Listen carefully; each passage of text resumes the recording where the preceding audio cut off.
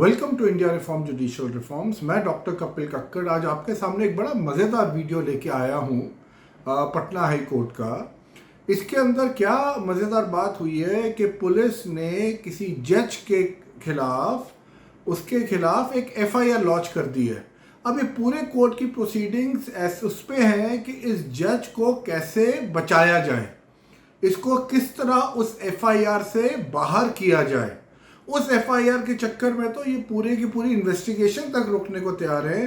तो आप देखिए जजेस को किस तरह का प्रिविलेज मिलता है जहां पे, और ये आधा घंटे का वीडियो है, इसमें से मैं आपको थोड़ा थोड़ा बहुत कम पोर्शन दिखा रहा हूं जो कि रिलेवेंट है समझने के लिए कि क्या जुडिशरी में होता है और किस तरह के रिफॉर्म्स हमें चाहिए। तो चलिए पहले आप ये वीडियो देखिए। You are all shifted the onus on us. The question we had put was that in the teeth of the judgment of the Supreme Court, how you registered the FIR without permission of the Chief Justice? Yeah, Lord, that I'm Now explaining. here you have said that since it is sub judice, No, therefore Lords, we are staying the FIR. No, what Lords I am trying. Now we first listen to the observation. Ji. If in the case we have to deal with the matter, you know Veera Swami, you have know all the three judgments we have made available to you. If we have to deal with the matter, adjudicate upon it, we will have no option but to pass strictures as well. If you have any alternative in mind, please tell us. Yes, that Lord I was going to. I'm sorry, Lord. That I was going to. That's Lord as initial stage. That has been stated. Further, Lord says that in fact, Lord, since we tried to, but we couldn't lay our finger, that there is any provision under which Lords we can, the police can withdraw the FIR. You are withdrawing FIRs against the politicians and against the judge you will not. No, Lord, since the provision There is provision. Therefore, what I'm There is just, district level committee. Lord, just I was going to. For politicians you can withdraw any time, but for judges you can't. No, तो जैसे अभी आपने जज को देखा बोलते हुए कि भाई आप पॉलिटिशियंस के अगेंस्ट एफआईआर विड्रॉ कर लेते हो, इनके अगेंस्ट कर लेते हो, उनके अगेंस्ट कर लेते हो, अब जब जज की बारी आ रही है तो ये क्या अब करना चाहिए, कैसे हो सकता है। तो ये इन लोग के लिए एक विडंबना हो गई है। It's a paradox. और नॉर्मली ऐसे सिचुएशन में एक आम आदमी फंसता है पिसता है, बट यहाँ पे जजेस अपने ही काउवेब, अपने ही मकड़ी के जाल में खुद फंस गए हैं कि हम इस ब्रदर जज को किस तरह वहां से निकाले। और अब जो मैं आपको क्लिपिंग दिखाने जा रहा हूं इसके अंदर आप देखिए कि जज की क्या रिवेंजफुल टोन है कि जहां वो कह रहा है कि मैं, अगर तुमने नहीं किया ये सब, इसको हमारे जज को बाहर नहीं निकाला, तो तुम्हें पता है हम लोग तुम लोग के साथ क्या कर सकते हैं। द रिवेंज, कि आप इनके अंदर देखो बदले की भावना। अब कोई जज के अंदर जो जस्टिस अपने आप को कहते हैं, क्या बदले की भावना होनी चाहिए? ये क्या बच्चे हैं, दूध पीते बच्चे हैं कि ये कह रहे हैं कि अगर ये नहीं तो हम ऐसा कर सकते हैं, हम वैसा कर सकते हैं, हम ऐसा करेंगे वैसा करेंगे। चलिए पहले आप ये क्लिप को देखिए। That is for your wisdom to work. Otherwise we will take action. No, We may Lords, put many people I'm in problem. तो जैसे अभी आपने देखा जज क्या बोल रहा है, otherwise we will take action against you, हम ये करेंगे।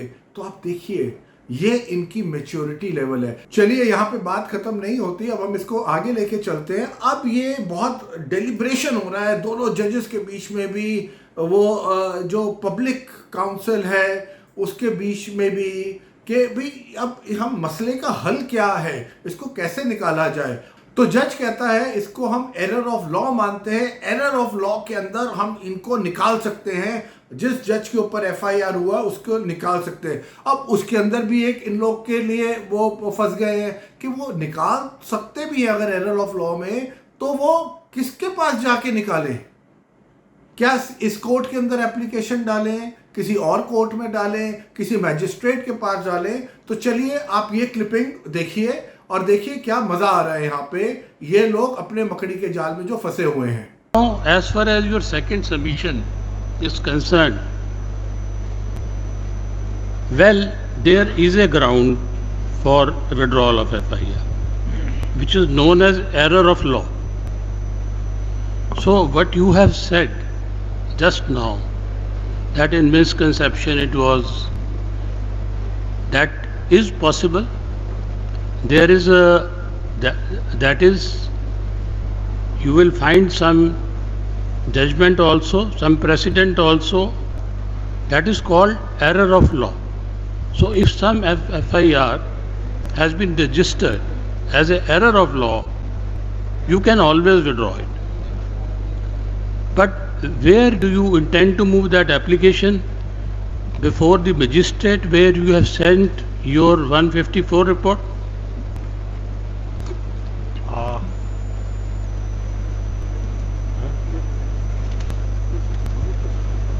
Then, my lord, sir, we can file that petition before the magistrate. We can file that petition before the magistrate or.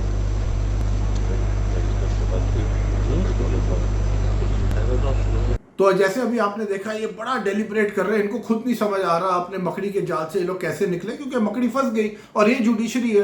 पर अच्छा मुझे ये लगा यहाँ पे जुडिशरी फंसे तो सही ये लोग, और इनको खुद ही नहीं पता है यहाँ से निकलना, इस चक्रव्यूह से कैसे निकला जाए। और आप देखिए आगे जाके जज बच्चों की तरह रोता है कि भाई चेंबर में घुस गए, क्योंकि जजेस के ना, हाई कोर्ट वगैरह के जजेस के इनके अलग से चेंबर होते हैं, डिस्ट्रिक्ट कोर्ट में भी होते हैं, तो जहाँ पे ये कहते हैं this is of work, place of work. तो इसमें ये लग रहा है कि जो पुलिस वालों ने जज को FIR में डाला है, उसको एक कोई समन या कुछ इशू करा है, वो उसके चेंबर तक पहुंच गए हैं।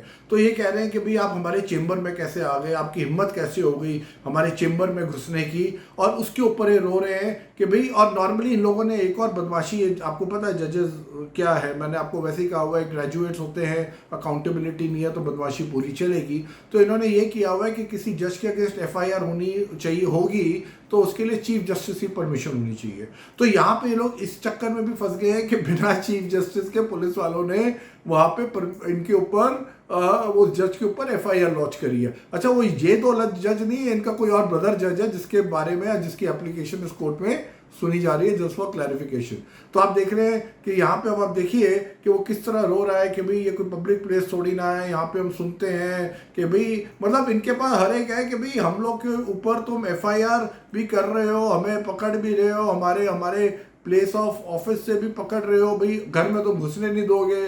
तो वो उसने ठीक किया जिसने किया, पुलिस वाला।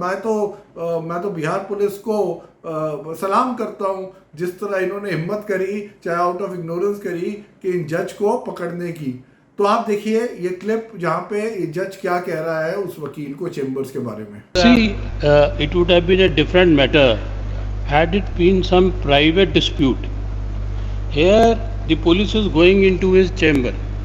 His chamber is part of his court.